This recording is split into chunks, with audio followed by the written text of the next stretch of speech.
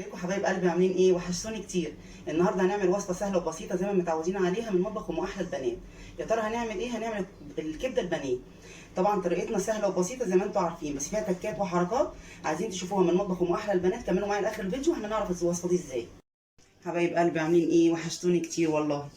دلوقتي احنا هنعمل وصفه سهله وبسيطه زي ما انتم متعودين مع مطبخ ام احلى البنات. يا ترى هنعمل ايه النهارده؟ احنا هنعمل كبده شرايح، بس فيها تكه واتنين وتلاته. هنعرفهم ازاي ما نشوف المقادير، وهتعرفوا احنا هنعمل ايه فيها، وهتعرفوا ان احنا هنحط ايه بدل ايه وايه بدل ايه. اول حاجه عندي التوابل. طبعا احنا الكبده الشرايح او الكبده العصافيري بتحب معانا الكمون والثوم، دول ايه اساسيين، يعني صنفين اساسيين معانا، والملح، وده توم باودر، ودي سنه فلفل اسود حاجه بسيطه يمكن ربع معلقه صغيره عشان البيضايه اللي معايا، ونص الليمونه دي من المقادير، والبقسماط ده من المقادير. يا ترى انت هتعملي ايه بقى في الكلام ده؟ هنشوف، مش هنتكلم عن وصفتنا كتير، هنيجي نشوف الطريقه والمقادير. حلو كده. بصوا يا حبايبي، احنا دلوقتي انا ما بغسلش الكبده واحنا متفقين على كده. الكبده بنجيبها بنقعد نحطينها في مصفى لمده ساعتين ثلاثه لغايه ما تفك وتلين والدم اللي فيها كله ينزل. باجي عليها اعصر نص ليمونه، انا اعصر عليها نص ليمونه زي دي، عصرها عليها وهي في المصفى. بس بحب اعصر هنا برده كمان عشان خاطر اعزز الطعم عندي. تمام كده. وهقلبها بايدي تقليبه خفيفه، اللي هو يعني ايه، حاجه كده. بص، اول ما حطيت الليمونه اللون ابتدى يغير معايا. ماشي، هركنها على جنب سنس بسيط كده، يعني دقيقه بسيطه. واحط معايا اول حاجه هكسر البيضايه، اوسع لكم عشان اجي ايه تشوفوا انا هعمل ايه مع بعض. بسم الله. خلي الوقت هنا. اكسر البيضايه. تمام كده. بعد البيضايه هنزل بالمقادير اللي عندي كلها، وحته التومه، انا حاطه معلقه تومه كبيره، وهعصر نص الليمونه. كل ده ايه معايا؟ كل ده الدريسنج اللي انا هحط فيه الكبده بتاعتي، واسيبها لمده نص ساعه تنقع معايا في الكلام ده. طبعا بنوسع نفسنا. همسك بقى ايه المضرب وابتدي اقلب كل الكلام ده. شايفين؟ افضل اقلب حبه حلوين عشان الليمون مع البيضه مع التوابل بتاعتنا كله يمتزج مع بعض. وهتعملي ايه تاني؟ هقول بسم الله. هنزل بالكبده اللي عندي اللي انا غسلاها، حطها عليها ليمون، غسلها يعني ليمون، عصره ليمون، اقلبها كده اهو، واجيب معلقه وابتدي ان انا اقلب الخلطه بتاعتي.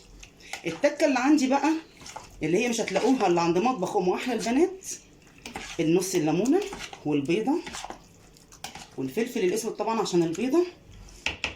وفي تكه كمان هي دي اساس سر الكبده بتاعتنا، هتبقى طريه وجوسي ومش ناشفه. بس اما نيجي بعد الفاصل باذن الله. حبايب قلبي، انا حطيتها في التلاجة اهو نص ساعه زي ما احنا قلنا. بعد كده هبتدي ان انا اطلع زي ما احنا شايفين. احطها فين بقى التكه الحلوه؟ هنجيبها دي هنا ودي هنا عشان تشوفوا. بقسماط. طبعا كلنا بنعمل الكبده الشرائح بالدقيق او بالرده، تمام؟ لا، النهارده احنا هنعملها بالبقسماط، وهتطلع جميله وحلوه جدا، اكنكم بتاكلوا بفتيك مش كبده طرنشات. ثانيه واحده، ناخد واحده تانية، نقرب الطبق علينا عشان يبقى قريب عليا كده. ابتدي كده اكني ببدر بانيه، ببدر بفتيك، اي حاجه. بس تشوفوا الطعم بقى، البيضه مع الليمونه مع التوابل اللي احنا حطيناها مع البقسماط اللي احنا بنتبل بيه، بنعمل له الكفر بتاعه وهنحمر بيه. مش قادره اقول لكم، انتوا هتقولوا الكبده دي فعلا تحفه جدا. وبعدين مهما تقعد ما بتنشفش، يعني ما بنعمل الكبده مرده لا، اما بقعدها بتنشف، بتبقى عامله زي الازاز كده وملهاش طعم. لا، دوقوا دي البيضه طبعا مع البقسماط، الكفر اللي بره ده بيبقى حلو جوسي كده، ما يبقاش ناشف. يا رب ان شاء الله تعجبكم ونجربها وتعجبكم باذن الله. هنكمل الكميه ونشوف هنعمل فيها ايه. حبايب قلبي، انا عملت الكميه اللي معايا اهي زي ما احنا شايفين، ما شاء الله متغلفه جميله اهي. هنزل بيها في الطاسه. والكبده طبعا زي ما احنا عارفين ما بتاخدش وقت، يعني اول ما الاقيها بتشمع معايا ابتدي اقلبها عشان خاطر ما تتحرقش وتنشف معايا. مش هوطي النار، بالعكس الكبده تبقى عملت نار عاليه. الاكله دي جميله قوي حلوه قوي مع سلطه الطحينه، بتتقدم بتتاكل مع سندوتش طحينه وعيش بلدي سندوتشات، وبتتقدم مع مكرونه طبعا بالصلصه، وبتتقدم مع حاجات كتير كده مع بطاطس. فاللي ولادنا يحبوه احنا نعمله لهم. انا عن نفسي انا وولادي وجوزي بصراحه بنعشق حاجه اسمها كبده، سواء كان اسكندراني او شرايح. بس من ساعه ما عرفت واتعلمت انها بتتعمل بالبقسماط وبالبيض بالليمون، لا الطعم والمكان راح في مكان تاني خالص. هبتدي بصي اقلب زي البفتيك، اكني بعمل بفتيك. بسم الله اللهم بارك. بصوا ما شاء الله. نحط حته تاني.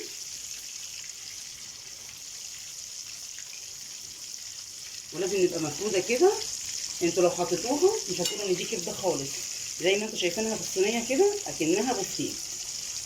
والطعم كمان انتوا هتستطعموا مش كبده، لا هتستطعموا حاجه تانيه، ما بتاخدش وقت في التسويه. يعني انا بقى يعني زي ما انتوا عارفين ومتعودين معايا ان اكلاتي سهله وبسيطه ومن متناول البيت وسريعه وما بتاخدش وقت معايا، عشان خاطر زي ما احنا قلنا قبل كده الاول مره يخش المطبخ ما يزهقش، اللي هو لسه عنده ولاد طبعا وبيروح ويجي معاهم. معلش انا سرحت معاكم واستعجلت عليكم. اهي ما شاء الله شايفين اهي النتيجه جدا هنا وهنا عشان نطلع عليه. يا ريت تجربوا الوصفه دي والوصفه اللي قبل كده وكل وصفاتي، لانها سهله وبسيطه ومتناول البيت ومش مكلفه جدا خالص وحلوه جدا لاولادنا. وزي ما هم بيحبوا الحاجه من بره احنا بنعملها لهم في البيت اصلح وافيد. بسم الله جميله جميله خالص اهي. دي قشره بقى معانا مش مشكله، احنا لازم نخلط برده مفيش مشكله خالص، بس هي دي ايه استعجلت انا عليها. هنزل تاني واكمل ايه الكميه بتاعتي تحمير ونرجع تاني. حبايب قلبي انا خلصت الكميه في التحمير اهو، وزي ما احنا شايفين ما شاء الله تبارك الله. بصراحه يعني هيفوتكم كتير لو ما جربتوهاش. هي جميله وجوسي جدا مش ناشفه، ولو قعدت مهما قعدت في علبه او بره العلبه مش هتنشف، مش هيحصل لها اي حاجه، واكنك بتاكلي بفتيك. وصفاتنا سهله وبسيطه مش محتاجه كتير، بس لازم تجربوها عشان تعرفوا تستفادوا من القناه. ما تنسونيش بالسبسكرايب وتفعلوا زر الجرس وتدوسوا باللايكات، وما تنسونيش في التعليقات عشان خاطر يوصلكم كل جديد. مع السلامه.